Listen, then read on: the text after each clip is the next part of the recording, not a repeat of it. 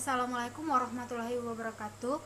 Perkenalkan, nama saya Den Lastri Putri, tingkat 2B, jurusan Teknologi Laboratorium Medis, Politeknik Kesehatan Kendari. Baik, di sini saya akan menjelaskan budaya korupsi dalam lingkungan keluarga. Baik, sebelum itu, Indonesia adalah salah satu negeri yang tingkat korupsinya sangat tinggi, sebab banyak pejabat yang menyelewengkan uang negara dan memanipulasi keuangan baik untuk kepentingan pribadi maupun golongan. Korupsi memiliki banyak pengertian ilmiah menurut pendapat berbagai tokoh maupun literatur. Tapi menurut pengertian yang sederhana, korupsi adalah pemanfaatan sebuah jabatan untuk kepentingan pribadi atau kelompok yang merugikan orang lain. Korupsi bisa juga dibilang mengambil hak yang bukan miliknya, seperti pencuri atau pembajak uang orang lain.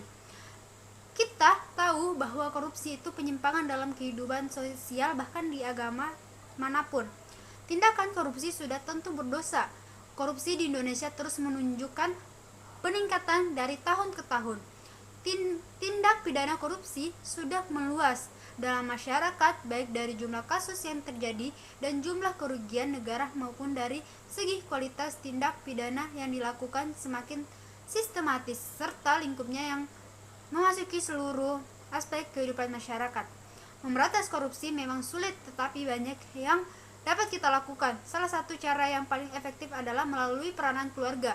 Keluarga merupakan lembaga pendidikan yang pertama dan utama dalam masyarakat, atau fondasi awal pembentukan karakter anak. Ibarat sebuah rumah, bangunan yang pertama kali dibuat adalah fondasi rumah. Fondasi yang kuat adalah membuat rumah tidak mudah roboh meski diterjang angin kencang. Keluarga selalu mempengaruhi berkembangnya watak, budi pekerti, dan kepribadian tiap-tiap manusia. Oleh karena itu, keluarga menjadi alat yang sangat efektif dalam menumbuhkan budaya anti korupsi di Indonesia.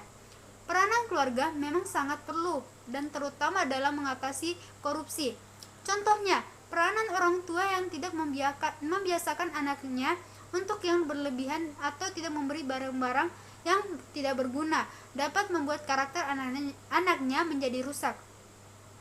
Dalam hal ini, penting bagi orang tua agar mengarahkan anaknya hidup mandiri, sederhana, dan membiasakan hidup yang jujur. Orang tua juga harus mengajarkan anaknya bagaimana hidup yang bekerja keras, membiasakan hidup sederhana. Tentu akan bisa mengembalikan rasa syukur. Kita akan cukup terhadap rezeki yang telah diberikan oleh Tuhan Yang Maha Esa. Yang paling menonjol adalah peranan istri dan suami. Di Indonesia, korupsi juga dilakukan kaum hawa, seperti contoh Angelina Sonda alias Angeli, merupakan tahanan KPK. Peranan istri atau suamilah yang terutama dalam membentengi diri dari korupsi. Bisa saja suami atau istri yang dulunya anti korupsi terjerumus karena bujukan istri atau suami, atau karena hidup istri atau suami yang mewah, sehingga suami atau istri mengambil tindakan korupsi. Sebagai pendamping hidup, istri atau suami harus bisa menghalangi, mengingatkan, atau bahkan mencegah jika suaminya atau istrinya melakukan tindak korupsi. Istri atau suami juga harus peka dalam menyikapi keuangan suami atau istri. Dengan adanya peranan yang paling mendukung ini, maka si suami atau si istri pun akan berpikir untuk melakukan korupsi dan mengambil tindakan dengan tidak korupsi. Baik, di sini ada solusinya.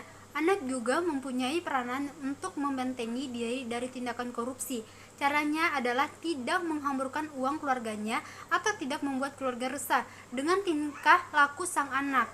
Kebanyakan anak para koruptor banyak yang tidak terarah dan jauh dari suasana kekeluargaan yang nyaman. Hal ini disebabkan karena adanya prinsip keluarga yang instan terhadap uang.